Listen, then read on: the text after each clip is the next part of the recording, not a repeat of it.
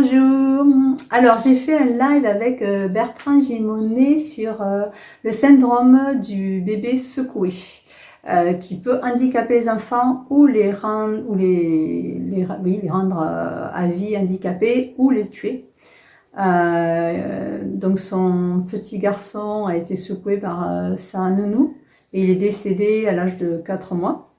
Donc on a fait un live, vous allez voir, c'est passionnant parce que voilà, Bertrand il parle ça y est, je suis toute émue, il parle de ça, il l'a vécu et il va vous donner surtout plein de conseils, il va vous expliquer déjà qu'est-ce qui se passe dans le cerveau avec un petit bébé, avec un cerveau transparent et tout, il va vous montrer ça. Voilà, quelles sont les conséquences gravissimes et qui peuvent arriver au premier secouement. Quels sont, surtout moi c'est ça que je voulais, c'est qu'est-ce qu'il faut faire, tous les conseils qu'on doit faire pour éviter cela.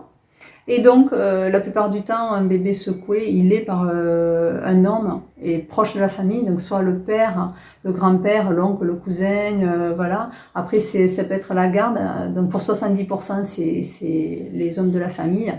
Pour 20%, c'est les assistantes maternelles ou les gardes ponctuelles, les babysitters, les trucs comme ça qui viennent de temps en temps ou qui gardent l'enfant. Voilà, donc je trouve ces chiffres très intéressants et peut-être très surprenants.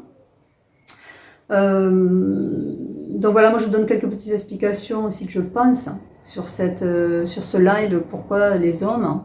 En fait, ils ont remarqué aussi suite à ça qu'en fait c'était énormément le soir et suite aux pleurs des enfants, parce que les enfants pleurent énormément. Donc là c'est pareil, des statistiques, un enfant pleure en moyenne 3 heures par jour. Et c'est normal, c'est ça qu'il faut rappeler, et c'est normal, 3 heures par jour. Bon, je pense pour évacuer le stress, pour dire des choses, pour plein de choses différentes. Mais c'est normal. Mais au bout d'un moment, quand vous êtes fatigué, que vous rentrez du travail, que vous l'avez eu toute la journée, vous en avez marre, vous l'entendez pleurer et forcément, des fois, on arrive en secours. Qui ne l'a pas fait, je crois qu'on l'a tous plus ou moins. Après, comme dit Bertrand, c'est un acte très très violent. Donc, des fois, on a fait un petit peu comme ça. Mais pour éviter d'arriver vraiment à quelque chose de trop important, il y a comment éviter de s'énerver soi. En fait, c'est ça le plus gros problème, c'est pas les pleurs du bébé, hein, parce que les pleurs du bébé, on les empêchera pas, en grosse partie, hein, voilà. Mais c'est surtout soi, comment nous, en tant que parents, on gère nos colères, nos énervements, notre fatigue et tout ça. Et donc ça, j'avais oublié de vous le dire comme conseil. Et bien en fait, comme j'accompagne énormément les parents, et bien un accompagnement parental personnalisé, c'est ce que je propose, c'est du coaching familial en fait. Et bien vous allez apprendre à ne plus vous énerver contre votre enfant. Qu'est-ce qu'il faut faire pendant qu'il fait ses grosses crises et ses gros pleurs? Éviter aussi un maximum de pleurs et tout avec plusieurs techniques. Je vous en donne quelques-uns pendant le live, mais vous en aurez. Et vous avez aussi l'ENI, l'éducation nouvelle, intelligente et ludique, où vous allez aussi retrouver des conseils pour éviter les pleurs de bébé et surtout, soit arriver à arriver à ne pas s'énerver, arriver à contrôler ses colères, arriver à prendre soin de soi, arriver à rester toujours le maximum possible dans le contrôle. Ok ?